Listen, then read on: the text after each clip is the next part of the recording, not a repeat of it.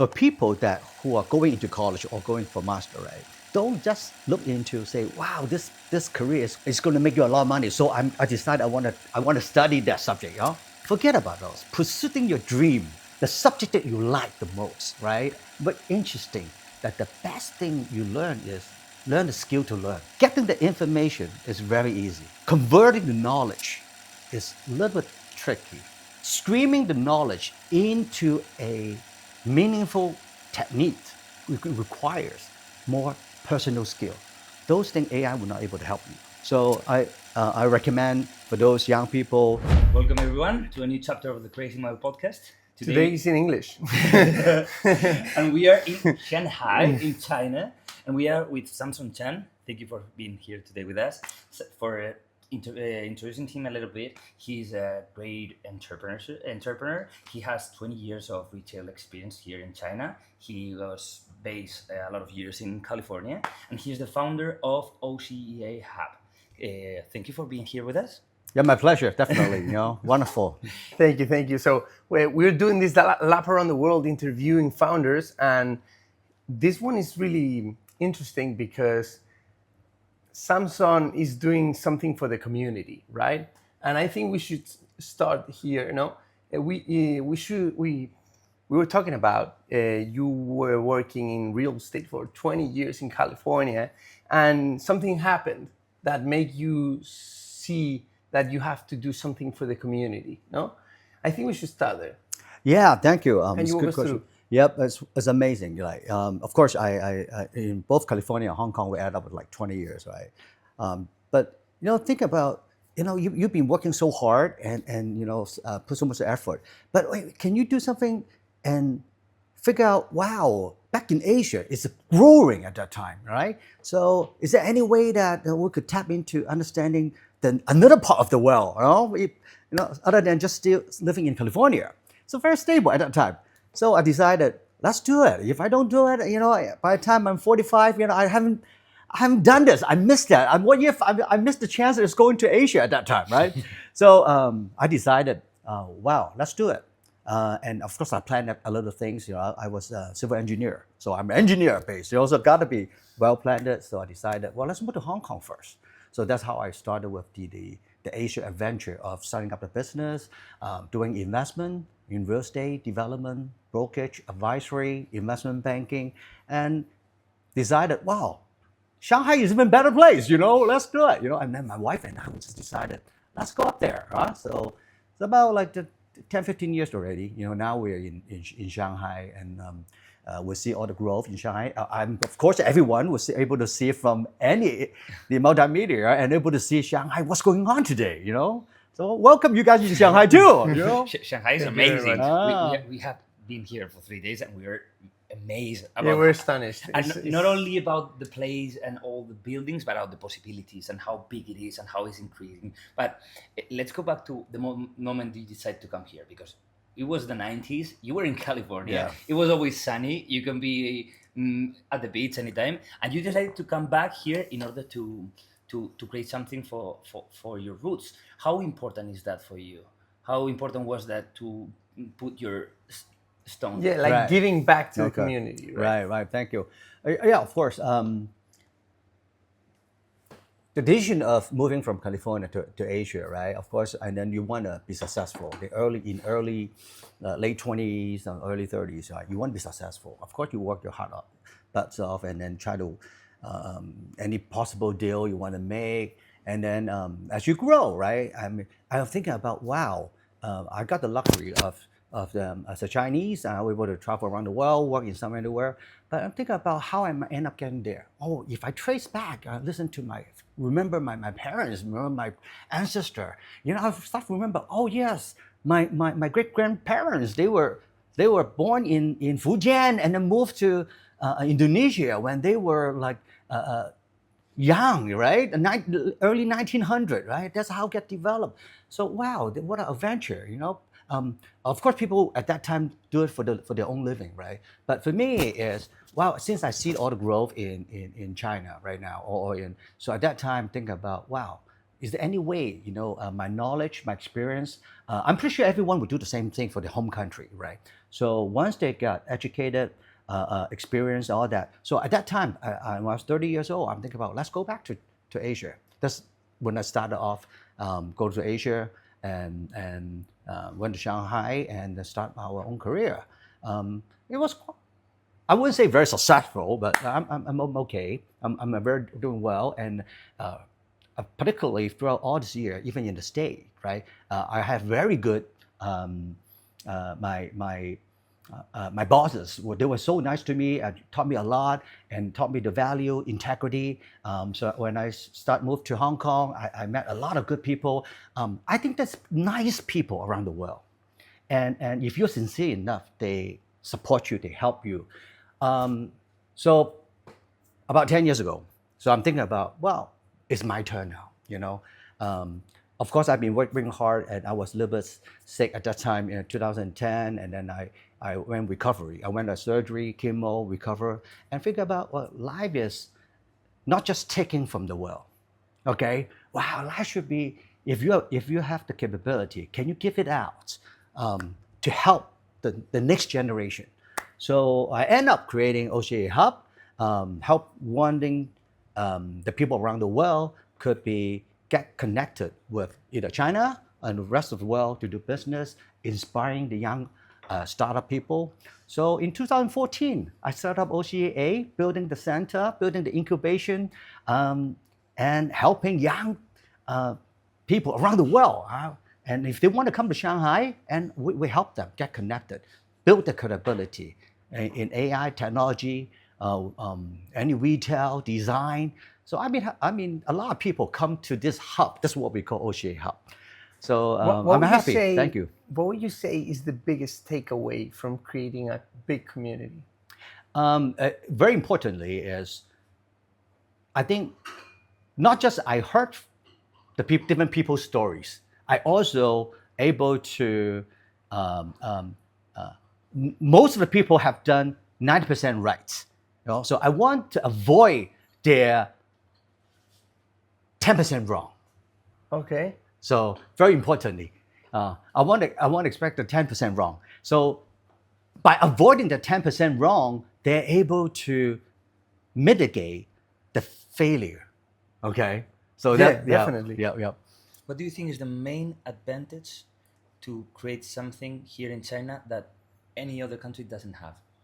Wow. That's a good question. Well, you know what?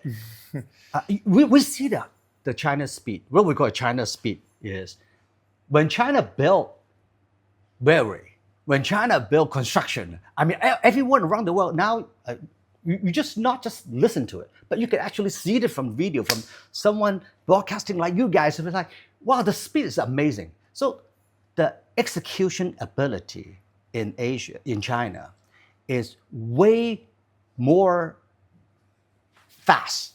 So either the technology built, starting with the internet base, we see Taobao, we see all this, Tencent, and then all there.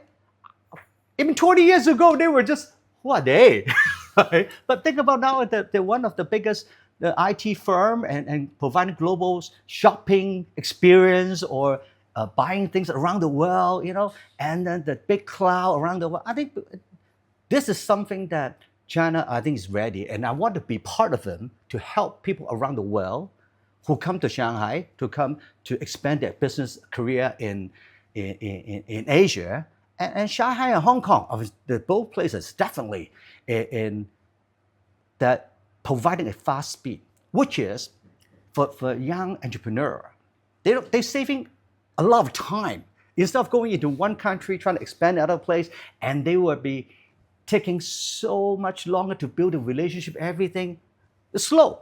But China giving you, the young people, the speed they want, the connection they want. Un momento. Antes de seguir con el podcast, queríamos contarte que esta vuelta al mundo es posible gracias a que tenemos de nuestro lado HOLAFY, que es la solución definitiva para tener datos ilimitados allá donde viajes. La gente lo que más valora es la tranquilidad. Y en el tema de Internet, Eso es HOLAFY, tranquilidad pura. Porque pisas un aeropuerto y ya tienes conexión. Puedes escribir a tus familiares, puedes pasar las aduanas descargándote el PDF que te piden en la frontera, sin ningún problema. Además, si trabajas mientras viajas, puedes compartir datos con tu ordenador. Y lo mejor es que no te tienes que preocupar de cuánto estás gastando. Ya quieras ver una peli o quieras tener una videollamada con tu familia o con tu jefe. Si en tu próximo viaje quieres tener la tranquilidad con la que nosotros viajamos, usa el código CRAZY y tendrás un 5% de descuento en tu próxima eSIM de HOLAFY. Y un 10% de descuento en la suscripción de HOLAFY, que son planes mensuales por si quieres viajar y hacer aventuras estilo nómada digital, estudiante de Erasmus, your choice. Seguimos con el podcast. I wanted to ask you about like seeking help because you were in California, you came back home in some kind of way, but we're talking about overseas foreigners coming to China, not people coming back home Right. to China. No? So how would you say is your biggest advice for someone that wants to make business in China, and what would they have to do to succeed in this culture that is different in a lot of ways than the Occidental culture?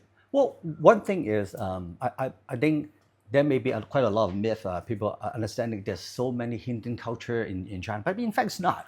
Most of the Chinese, I think you guys met or people, they're very nice. Definitely, definitely. But from the outside, Yes. maybe things are a little bit scarier. Not scarier, but different. You know, you see like differences. No? That's why it's a myth, right? I believe anyone go to any country, right? You have to be, first of all, you be sincere. But China, definitely, you see most of the Chinese, they are very nice, kind. So you just open up your mind, be honest, talk to them, and they will give you wherever the best answer. At first, maybe the language, but I believe once you understand that person, it's more like the physical expression, the passion when the guys speak, and that makes the communication rather than the language. And plus, with all this AI right now, I mean, translation is getting in no problem at all. I believe anywhere you go, I mean, very importantly is you will feel whether the community is safe. It's not about people telling you, see all the police running around is safe, but you feel safe, you feel the people are nice. So it's all from the bottom of your heart that you feel the community. So I believe my advice for all the foreigner when they come, so simply look for association community. There is tons of community in Shanghai or in Shenzhen, in Hong Kong. For example, for Latin American community, you'll be amazed how many people have been living in the city for over 20 years. And the network is strong, helping each other. We have a Mexican community, we have a Chilean community, we have Colombia community, and in all the Southeast, or the South America, the embassy and the trade commissioner, because the population is not so big. In fact, that's why all the South Americans, they're very close to each other. They put event together and cultural sharing together. So I believe for those part of the country, people would really understand it when they come to Shanghai. For Southeast Asia, when they come to Shanghai, what they will see, there's an Indonesian chamber, Malaysian chamber, Singapore chamber, and all the chamber of commerce now. So the one thing is, I strongly recommend other people when they first land, you know, if they're young, they want to see the vibrant side of the China, come to Shanghai first, because it provides you. Shanghai is like an international city in China.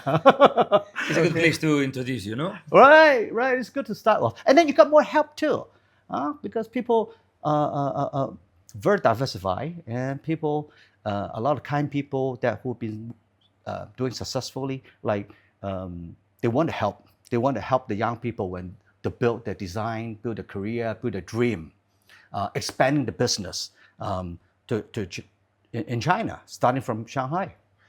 I wanted to ask you, because you're managing a community and you're an engineer, you've worked in real estate, you know a lot of things.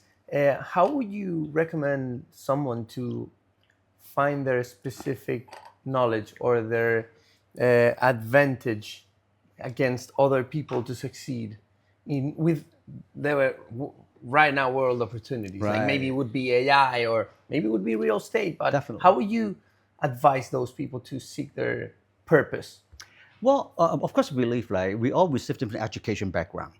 I mean, for people who are going into college or going for master, right? Don't just look into say, wow, this career is going to make you a lot of money. So I decide I want to study that subject. You know, forget about those. Pursuing your dream, that the subject that you like the most, right? But interesting, you learn. I think going to college and going to master, and most of the people, that the best thing you learn is learn the skill to learn, right? And plus, with today, with all this technology, I mean, getting the information is very easy. Converting the knowledge is a little bit tricky. Streaming the knowledge into a meaningful technique requires more personal skill. Those things AI will not able to help you. So I strongly I recommend for those young people, doesn't really matter what subject you do, because life is full of different uncertainty. Okay, once you start working, once the people you meet, the decision you make. If you decided to from one place go to other place and work, even you're changing jobs, right? You expose yourself to quite different holistic opportunities exactly. and create like a wider view or perspective of the world. I think it can give you much more power into selecting or choosing what do you want to do. How can you cross things that doesn't have anything together, but when you cross them, something different appears. Like we're doing with traveling entrepreneurship. Like maybe it doesn't look like they fit, but they can fit in some kind of way, right? It's for you guys. For me, I totally admire you, two of you, right? Making the decision or doing this, and not just the interview or the make it very meaningful, allowing the people around the world can get inspired, but also the experience that you're traveling light budget around the world, providing you a super strong personality and value in you. So I could totally see it. It's so wonderful. And same thing as for another young people or the people trying to be successful. And we define successful. I mean, are you happy? Are you doing things that you look up to it every day? You wake up, you want to go to do that job. Okay, and if you feel like it's not meaningful to you, what can you do? Okay, do something meaningful. Help yourself, getting your energy strong, and be part of the world. I mean, everyone just maybe a little screw and nuts, right? But every screw and nuts in the world make it very useful. Without that, the whole system collapse, right? People starting to be too greedy, wanting more land, wanting more other stuff. But you know what? If everyone carry on with a little bit more kindness, okay, by pursuing your dream, by helping other people, I think day by day, and you become more happier person. And when you're happy, you have more energy. When you have more energy, you do things better. When you do things better, you become more successful. So that's exactly cause and effect. I don't know if I want to add something because I would like just to ask you that those are like the golden rules for pursuing your dream and in order to manage yourself in order to go for it.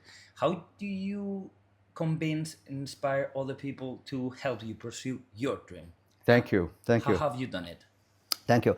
I'm always on the road, and we need, because when the person throughout the career, regardless of what age you are, you're always on the road. When you're on the road, that people come by, people helping you, you always see different people, right? So my goal and objective, my vision is to united overseas people around the world that will come to China, will come to get connected, and helping the Chinese entrepreneur going abroad, going out around the sea, what we call a outbound investment. So this is our mission. We want to do that. Every day, we meet different people across different age, different background. And they all coming in, talk to us. We help them day to day, accumulatively. And they are the one who help me. Not just the one I'm helping them. I maybe help them a little things that avoiding some of the trap they would go into. But 10 people, 20 people, 100 people, 200 people, 500 people throughout the past 10, 15 years, and still have more to come. And that makes it, they are the one who support me. And same thing as you guys have the interview, so many different entrepreneurs and all the good story, and the energy is so strong, and I could totally see from all of you the wonderful experience and all the few hundred interviewers that come across. It just make the life so meaningful. No one has done it before. Let's put it that way. You guys have done a great job. Thank you, Samson. Your passion is unmatchable. Thank you for the energy. Thank you for your time, for your wisdom. It was a pleasure to interview you and being there with you. Now we're going to spend some time with Samson privately because we want to take more wisdom out of him. But thank you for watching and see you in the next chapter. Hope you love it.